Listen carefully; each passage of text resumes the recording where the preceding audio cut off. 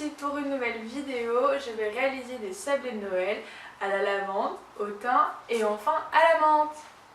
Pour réaliser cette recette, vous aurez besoin de 250 g de farine, 140 g de beurre découpé en dés, 100 g de sucre, un sachet de sucre vanillé et enfin un jaune d'œuf.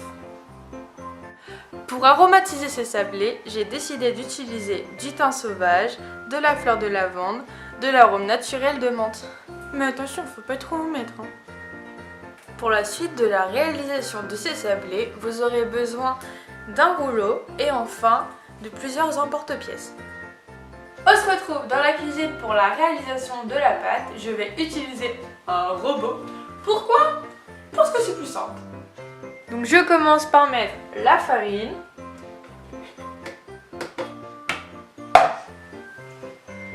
le beurre,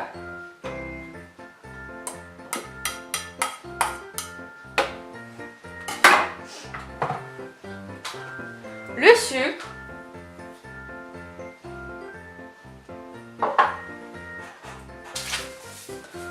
on ouvre le petit sucre vanillé et on le met. Et pour finir, le jaune d'œuf.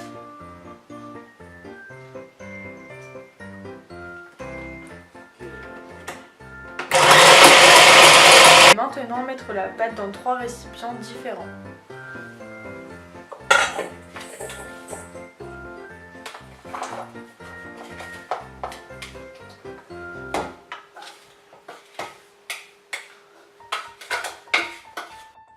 Après avoir séparé votre pâte dans 3 récipients différents, vous ajouterez les différents aromates. Alors pour la menthe, qui pour le coup est vraiment très forte, j'ai fait le choix de ne mettre vraiment qu'une cuillère à soupe. C'est tout, sinon je peux vous dire que votre bouche sentira toujours bon.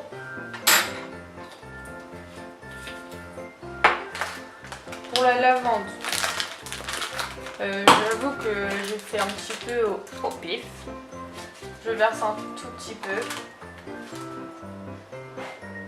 Voilà. Et enfin pour le thym, c'est un petit peu comme la lavande. On pourrait croire que ça va être un biscuit très très fort, mais c'est plutôt bon. Pour continuer ces sablés, il suffit de prendre la pâte et de faire une boule.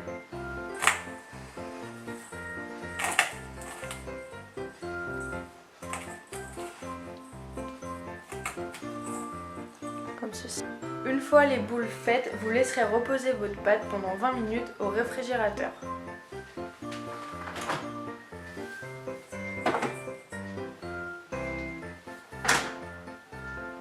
En attendant que la pâte repose, vous pouvez mettre à chauffer le four à 150 degrés environ. On commence tout d'abord à aplatir la pâte avec le rouleau.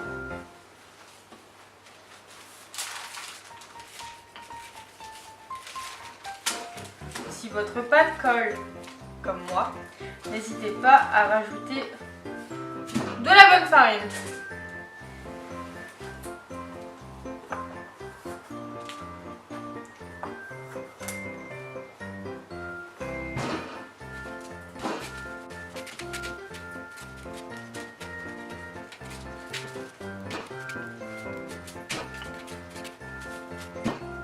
Ensuite, on prend un emporte-pièce. Donc là, je vais prendre le sapin.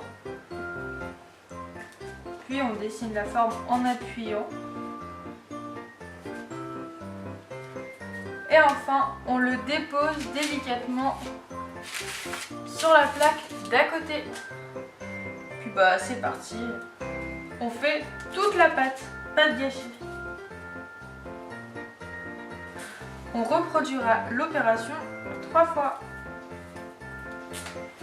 Et enfin, pour la dernière étape, on va aller les enfourner 18 minutes environ.